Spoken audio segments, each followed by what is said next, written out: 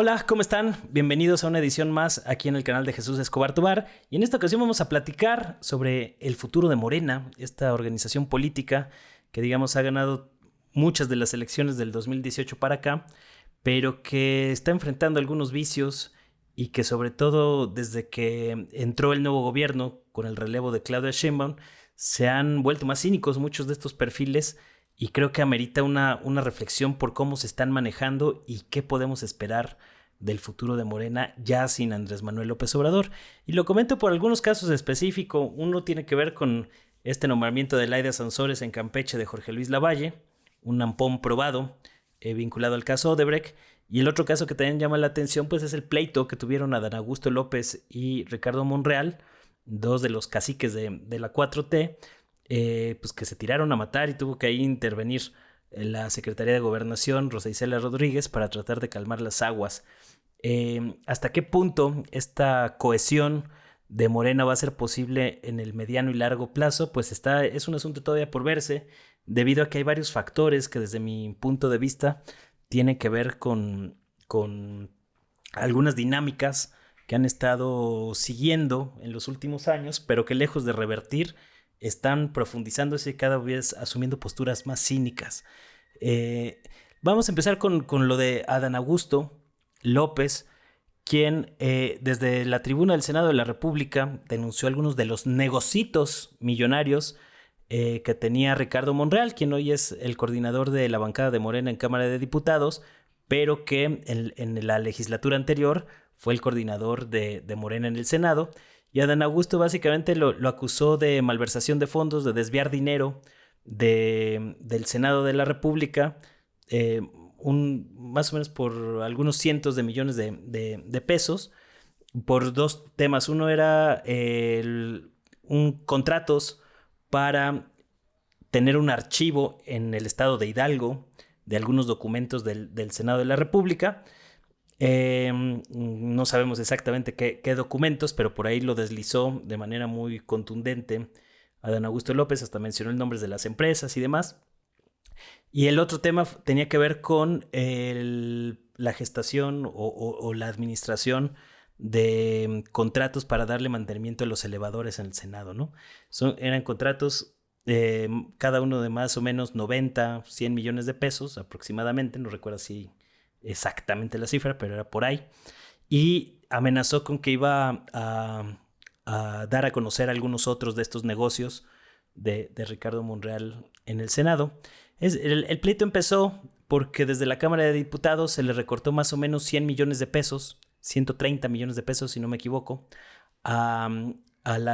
Senado de la República, y esto desató la molestia de varios morenistas que ahí entre sus grillas y golpes bajos al parecer vieron mano de Ricardo Monreal con una intencionalidad política, y por eso salió Adán Augusto ahí a la tribuna a denunciar estas cosas y se le fue con todo la yugular. Monreal pues no tardó en responder a través de redes, que lo investigaran, que presentaran las denuncias, y por ahí deslizó así también ahí está el video si lo quieren echar una revisada, como dijo que le parecía muy bien que la transparencia fuera la base de la discusión. Yo lo leí entre líneas, no lo dijo textualmente, pero se da a entender de esa manera, que pues él también tenía ahí guardaditos algunas de estas situaciones del bando contrario, y que veladamente pues a mí me dio la impresión de que estaba amagando también con responder en algún momento sobre estas cuestiones, ¿no? El caso es que el pleito pues dejó muy mal parada a Morena y a la 4T. Tuvo que intervenir la secretaria de Gobernación, Rosa Isela Rodríguez. Los llamó a los dos ahí a la Secretaría de Gobernación para tratar de negociar alguna salida y que le bajaran dos rayitas al pleito. Ahí está, se tomaron una foto y demás. Pero digamos, aquí hay varios temas, ¿no? Hay varios problemas. Uno, pues es la corrupción de Ricardo Monreal, que hasta sus correligionarios lo denuncian por este tipo de situaciones, y después de que se había arreglado el asunto y de la unidad de Morena en la Secretaría de Gobernación, como que se ha diluido un poco el caso y no se le ha dado mucho seguimiento a esta denuncia, Monreal, incluso ya en un tono más sarcástico en días posteriores, dijo que, pues, que lo investigaran, que si ya habían presentado la denuncia públicamente ante la tribuna del Senado, pues tenían la obligación de ir a fondo con ese tema para no quedar en ridículo, ¿no? Y bueno, creo que el otro tema pues también es que Adán Augusto, en estos pleitos por dinero, que a final de cuentas pues es el trasfondo del asunto, se fue con todo a la yugular sin medir las consecuencias y el daño que iba a haber para todo el movimiento de la 4T. Es decir, están anteponiendo temas personales de manejo de recursos, de dinero, incluso pues a la estabilidad del movimiento, más allá de que desde luego que me parece cuestionable lo de Ricardo Monreal y que se tiene que investigar a fondo. No es la primera fechoría que le conocemos a Monreal. Está ahí, por ejemplo, el caso de los libros, que también documentó Daniela Barragán en Sin embargo, entre otros casos. Pero llama la atención pues cómo manejaron este tema y trataron de guardar la mugre en el tapete como si nada pasara, ¿no? Y algo parecido pasó con este nombramiento que hizo Laida Sansores, quien nombra como secretario de Economía del gobierno de Campeche al ex senador del PAN, Jorge Luis Lavalle, cuyo operador político fue incluso captado en video recibiendo dinero en grandes cantidades de dinero en efectivo en maletas como parte de los sobornos de Odebrecht durante la aprobación de la reforma energética de 2013 y 2014 durante el sexenio de Enrique Peña Nieto, ¿no? Salió ahí Laida Sansores muy sonriente con el lampón Jorge Luis Lavalle, y después de una serie de críticas por parte de algunos sectores, principalmente de los simpatizantes de Morena, Laida Sansores todavía tuvo el descaro de salir a arremeter en contra de Álvaro Delgado, el periodista Sin embargo, a quien acusó de encabezar esta campaña en su contra, en lugar de reconocer pues que están metiendo gente impresentable a sus filas, ¿no? ¿Con qué lógica o a qué se deberá pues el hecho de que Laida Sansores esté dispuesta no solo a asumir, bueno, no está dispuesta porque realmente pues, está tratando de desviar la atención, defendió airadamente y con mucha vehemencia este nombramiento de Jorge Luis Lavalle, diciendo que son amigos, que la apoyó mucho cuando ella estuvo en el Senado, etcétera, etcétera, que no se le ha aprobado nada a este personaje, a pesar de que ya también por ahí Ricardo Sevilla publicó algunos contratos de la familia de Lavalle con el gobierno de Campeche, que también yo creo que se deberían de investigar a fondo, y que digamos son casos de corrupción que están siendo ventilados de manera muy explícita en apenas unos meses después de que Andrés Manuel López Obrador dejó la presidencia, y con un cinismo que resulta particularmente preocupante. Uno, digo, yo he cubierto desde yo estuve en la reunión en 2011, en octubre de 2011, cuando Morena se constituyó como organización ahí en el Auditorio Nacional. Asistí a la primera reunión o primera asamblea de Morena ya como partido político cuando Martí Batres quedó como dirigente nacional y demás. Entonces, digamos, he seguido la pista un buen rato de este partido político, conozco bien cómo se han ido conformando este tipo de personajes, y precisamente por eso me resulta llamativo hasta qué punto tiene viabilidad Morena y la 4T como proyecto político con este tipo de situaciones, y sobre todo tomando en cuenta la enorme cantidad de políticos chapulines que han ido metiendo a sus filas mientras van denostando y haciendo a un lado a buena parte de su base social que estuvo apoyando y tratando de levantar la candidatura presidencial de López Obrador rumbo a 2018. Toda esa base social que construyó Morena hoy están siendo burdamente desplazados para meter posiciones a políticos del PRIAN en un proceso de mimetización con la vieja clase política que resulta particularmente preocupante. Y por eso me parece que hay que entender y hay que leer la política y el caso de Morena a partir de la lucha de clases, un concepto en el cual resulta muy útil para ver cómo estos integrantes de la élite de la clase política sin importar el color del partido, se cubren las espaldas entre ellos, se pelean entre ellos a la hora de los temas electorales, pero que terminan pactando precisamente porque hay un asunto común de conciencia de clase, ¿no? Diría Marx.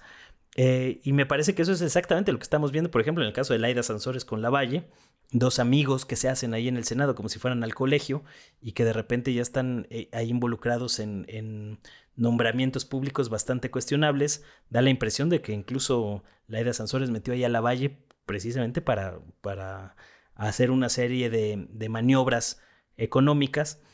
para desviar recursos de Campeche, porque de otra manera no tiene explicación la manera en que está dispuesta a dinamitar pues su imagen pública y la de todo el movimiento, todo Morena y toda la 4T, por un nombramiento de esta índole y de esta naturaleza, ¿no? En arrebatos de prepotencia bastante notorios que han sido una constante entre varios sectores de la élite morenista desde que llegó López Obrador a la presidencia, pero digamos de manera más marcada en estas últimas elecciones en donde literalmente arrasaron. Si bien es cierto que este pragmatismo político de incluir a chapulines, pues que van desde Lili Telles, que ahí sigue todavía enquistada en el Senado, del bando del PAN, otros personajes como Germán Martínez, que en su momento, y en esta nueva oleada a impresentables como Sergio Mayer, Javier Corral, que era de los de la Alianza Federalista, un exgobernador de Chihuahua, que estuvo operando y grillando para tratar de desestabilizar el gobierno de López Obrador, y de buenas a primeras le ceden ahí una curul en el Senado. Ya van dos votaciones que vota en contra, una en contra y otra se abstuvo de los proyectos que ha estado impulsando la bancada de Morena en los meses recientes, como parte de este famoso Plan C.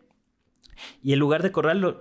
pues, era el que le tocaba, digamos, relativamente a la diputada Susana Prieto, la abogada laborista, que incluso tuvo que retirarse de la bancada de Morena en la Cámara de Diputados por la manera en que mandaron a la congeladora la iniciativa de la jornada laboral de 40 horas semanales en el Congreso, ¿no? Entonces vean cómo estos perfiles críticos más identificados con las bases, con los sectores sociales, pues han sido sistemáticamente desplazados y meten estos impresentables. El caso de Rommel Pacheco, primero decían que no iban por cargos, que los estaban recibiendo con puertas abiertas y demás. Luego lo impulsaron como alcalde de Mérida, dándole una candidatura de Morena a pesar de su pasado panista. Perdió la candidatura, ni siquiera eso les alcanzó para ganar la candidatura de la alcaldía de Mérida. Y lo acaban poniendo como encargado de la CONADE. Y así hay una cantidad enorme de casos de esta situación, pero me parece que lo preocupante es cómo se están cubriendo las espaldas entre ellos, y eso sin mencionar a sus aliados del Partido Verde, por donde está entrando cualquier cantidad de impresentables. Digo, ya sabemos que para empezar el Partido Verde pues es un partido de ultraderecha, en donde hay por impresentable como Manuel Velasco, que también ahí tiene sus audios con Ricardo Monreal de otros dineros desviados ya desde hace un rato. Me parece que esos audios eran de 2015, con ahí algunos personeros o operadores de Monreal que mandó a Chiapas cuando Velasco todavía era gobernador. Por ahí se están metiendo muchos priistas, el caso de Rubiel Ávila, muchos antiguos priistas que les han abierto la puerta a cambio de nada, y eso es lo que realmente llama la atención, porque realmente muchas de estas estructuras políticas que puedan tener algunos pequeños cacicazgos que sobrevivieron a la hecatombe del PRI y el PAN, pues realmente es poco el peso que tenían realmente para ganar elecciones. Es decir, yo creo que no los necesitaban como tal, pero en aras de un pragmatismo excesivo, durante toda la campaña dijeron que preferían ser pragmáticos y posicionar este tipo de perfiles, aunque no estuvieran identificados ni con el partido, ni con los valores del López Obradorismo, ni estas cosas, porque ellos sí ganaban elecciones, a diferencia de la militancia que ha sido sistemáticamente desplazada, incluso por el mismo López Obrador. Y ahí está el caso, recordemos, de la gubernatura de San Luis Potosí, donde Morena puso una candidata débil para cederle esa gubernatura al Partido Verde, con el actual gobernador, el Pollo Gallardo, ¿no? Entonces, vean cómo todo este proceso viene increciendo de varias maneras y precisamente por eso, pues hay que pensar hasta qué punto va a ser viable la existencia o la posibilidad de que Morena siga siendo este referente del proceso transformador, como le llamó López Obrador, de la cuarta transformación, cuando al mismo tiempo están teniendo arrebatos francamente prepotentes de chiflados, como el municipio este, bueno, la colonia esta que pusieron en el municipio de Tultitlán, en el Estado de México, la colonia 4T o Cuarta Transformación, con calles de proyectos emblemáticos como el Tren Maya, la Guardia Nacional, cosas de este tipo, que bueno, digo, no sería la primera vez que esto pasa en México, pero sí me parecen como gestos de prepotencia muy marcados entre algunos sectores del morenismo que andan muy chiflados, muy, eh, pues sí, pues perdiendo piso con este tipo de desplantes, mientras se sigue desfondando su base social. Entonces se corre el peligro de que puedan seguir ganando elecciones con este método pragmático, como ellos le llaman, pero que al mismo tiempo que siguen ganando esas elecciones con contundencia, vayan desfondando su credibilidad y legitimidad como movimiento político identificado con un sector de la base popular, ¿no? Y bueno, en todo este proceso también llama desde luego la atención de Luisa María Alcalde, que digamos sí ahí le dio su raspón a Monreal, diciendo que pues, se tenía que investigar el tema, pero fue muy condescendiente con el caso de Laida Sansores, a quien incluso pues han tratado ahí de medio proteger. Incluso la presidenta Sheinbaum, cuando le preguntaron 2 veces, la primera ahí como que no quiso responder mucho, la segunda dijo, pues está en su derecho de nombrar a quien quiera a Laida Sansores, pero yo no lo hubiera invitado a mi gobierno, ¿no? Se limitó nada más a decir eso. Después Laida Sansores intentó sacarse una foto ahí con la presidenta Sheinbaum en una reunión con gobernadores para tratar de minimizar eso, ¿no? Y bueno, y si todo este proceso de acelerada descomposición le sumamos los gobernadores que no son identificados con la izquierda, el caso de Armenta en Puebla, entre muchos otros, pues cada vez queda más claro que los cargos dentro de la 4T pues son ocupados por un sector de liberales, progres, en su mayoría aburguesados, que, digamos tienen el control de buena parte de los cargos públicos, mientras muchos sectores de la militancia o no quieren entrarle a la responsabilidad de asumir cargos o acaban cediendo sus espacios a otros impresentables, ¿no? El caso de Pedro Aces, también ahí cercano a Ricardo Monreal, ahí presumiendo cosas en redes que se supone que es de los sectores de los trabajadores, pero completamente desconectado de la realidad, ¿no? Son este tipo de manejos prepotentes que cada vez recuerdan más a los manejos del viejo PRI para consolidar su poderío como partido hegemónico, pero que digamos eso a la larga pues va a significar una aceleración en el proceso de pérdida de legitimidad de Morena. Sobre todo pues creo que mientras continúen con este tipo de situaciones pues cada vez va a ser más evidente que se trata de este proceso de renovación de la élite pues ha sido bastante superficial, contrario a lo que se promovió con este movimiento de la Cuarta Transformación y que cada vez están mimetizándose para parecerse más al PRI y al PAN, reclutando a mucho impresentable de la vieja clase política y con un cinismo y con una prepotencia cada vez mayor ante el poderío que tienen. El asunto es que también ahí se viene la amenaza de la ultraderecha. Ya en estos últimos días Ricardo Salinas Pliego incluso subió o retuiteó más bien una foto donde aparecía él con una banda presidencial, está construyendo su campaña política desde la ultraderecha, al mismo tiempo que pues están estas intenciones de fundar un partido político afín a los intereses de Donald Trump en México, el Partido México Republicano, con el actorcillo y productorcete Eduardo Verástegui como su principal referente, que también ahí aparecieron unas fotos de él con el ex embajador de Estados Unidos en México, Christopher Landau, y un alto mando de la Iglesia Católica en México, dando a entender que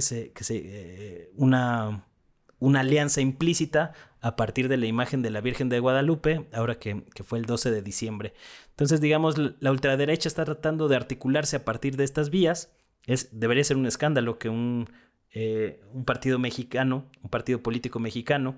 se esté tratando de construir como una franquicia del Partido Republicano en Estados Unidos. Digamos, no había habido un antecedente así en el caso mexicano, que me parece que debería llamar más la atención de lo que se ha comentado en la prensa corporativa, pero que, digamos, son algunas señales de por dónde se va a seguir esta vía de la invasión suave, que por un lado tiene pues esta parte política, la parte mediática, y por supuesto el tema del embajador que ha nominado Trump, Ronald Johnson, el ex boina verde, agente de la CIA, experto en guerra, experto en balcanización, como parte de este proyecto de invasión suave que no se va a quedar nada más en los próximos 4 años de mandato de Trump o en el sexenio de Claudia Sheinbaum, sino que es un proyecto de más largo alcance. A veces les toma más años. Fíjense lo que pasó con Siria, les tomó prácticamente 14 años derrumbar al gobierno de Bashar al-Assad, pero finalmente lo consiguieron a través de sus milicias de Al-Qaeda con otro membrete, con sus montajes mediáticos tan burdos como los que ha presentado CNN en los últimos días. Es increíble el grado de abyección. El periódico El País, ahí hablando sobre los sonrientes liderazgos de Al-Qaeda en Siria, que se quedaron al frente del país mientras están reprimiendo gente en las calles, ¿no? Entonces, ese tipo de maniobras, la vida da muchas vueltas, no estamos exentos, aunque hoy no lo parezca, de que un escenario así podría reproducirse en México, y precisamente por eso le deberían de bajar 2 rayitas a su chiflazón ahí los sectores morenistas, que además son bastante poco abiertos para la crítica, ¿no? A mí, de hecho, pues no, por ese tipo de cosas no les simpatizo a buena parte de los cuadros morenistas. Como que en algún momento del inicio del sexenio de López Obrador hasta me metían ahí en algunos chats y cosas de estas, del cual después se impulsaron algunos personajes para aparecer en televisión y situaciones similares, pero que yo me he mantenido al margen precisamente porque pues yo veo estas situaciones, ¿no? De cómo se van descomponiendo. Tienen mucha tradición del PRD y lo que pasó con las tribus, que también reporté un buen rato, digamos, al PRD. Conozco cómo se manejan esas aguas y veo muchas de esas viejas prácticas ahora replicadas en otro contexto en Morena. Entonces, pues hay que estar atentos con esa situación. Pero bueno, yo me despido. Espero que no haberlos aburrido mucho con este asunto. Como siempre, estoy atento a sus comentarios. Les deseo feliz Navidad a todos ustedes, felices fiestas decembrinas, para descansar, estar con la familia, con los amigos, desconectarse un poquito de algunas cosas, aunque la gente está intensa por estos días. Pero bueno, espero seguirnos viendo por aquí. Todavía nos vamos a ver una semana más, yo creo, por lo menos. Y ya después tomar algunos días y retomar estas transmisiones hasta enero. Pero bueno, muchísimas gracias, que estén muy bien, les mando un saludo, un abrazo y pásenla a todo dar con sus seres queridos. Nos vemos pronto. Chao, chao.